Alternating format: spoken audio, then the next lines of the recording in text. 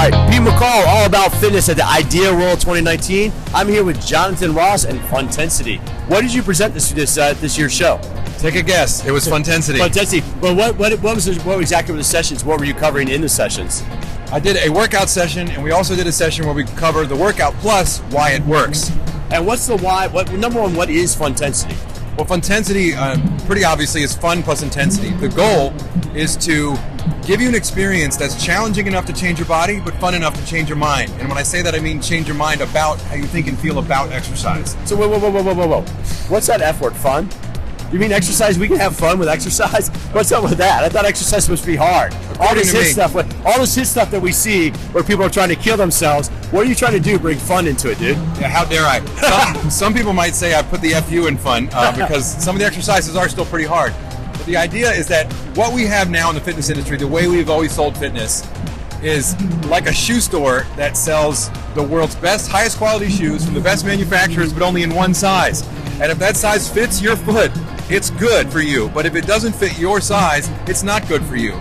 So what Funtensity is, it's the program that says, if you don't like the way exercise traditionally is presented to you, this is for you.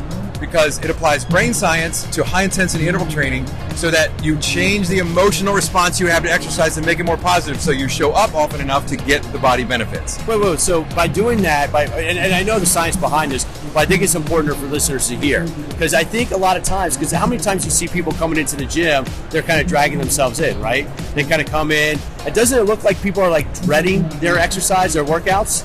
All the time. And so are you trying to change that mindset? Absolutely. So for the person out there who already gets exercise and loves it, they're pumped to come in to the gym. For the person that has that body language and that energy that says, oh, I got to go work out, and it feels like a chore, that's what I'm trying to change. I want you excited to go to do it because you're doing it, and it's a sense of play. It's a sense of fun. It's a kid going to play.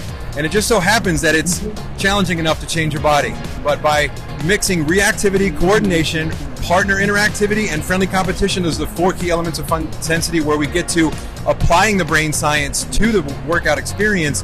You actually have a better single experience now, but long term it also helps enhance brain health and prevent brain disease. And see, for listeners, I mean, Jonathan, you've been going down this path for years. And I think you're one of the first ones to kind of, not one of the first ones, but in our world, in commercial fitness, I think you started mapping the brain, like kind of the brain to exercise a long time ago.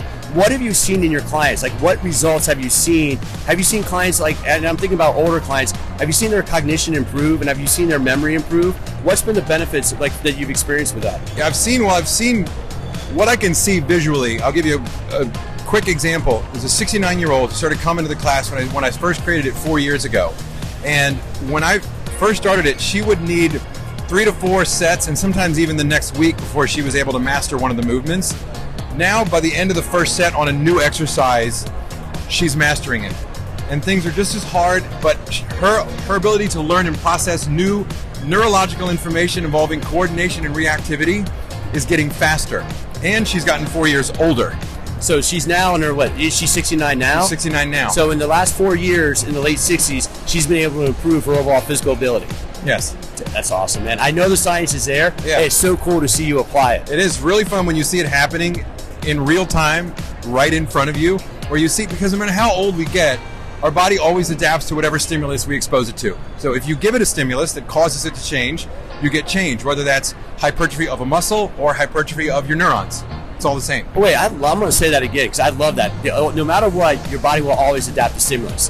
So think about that. And I want listeners to think about that. You could be really old, and if your only stimulus is sitting in your couch watching Fox News, your body's that's going to result. Your body's going to show the results of that. Yeah. But if you're older, in your late 60s and 70s, and you start doing different exercise, can your body change even at that age? You get better at what you do most often. If you're 80, if you're 85, if you're 90, if you go outside all day without sunscreen on, you're going to get a sunburn.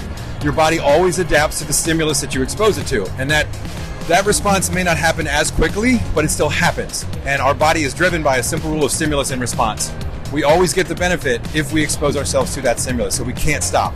Dude, you break it down simply. Do you have a website for Funtensity? How can people get information about it? Funtensity.com is the place to go, and find Funtensity on social media. Just search for that word. That's the hashtag, and also that's the handle that you use for every social media platform. And I'll have a link below in the show notes. Thanks, Jonathan. Awesome. Thanks, Pete.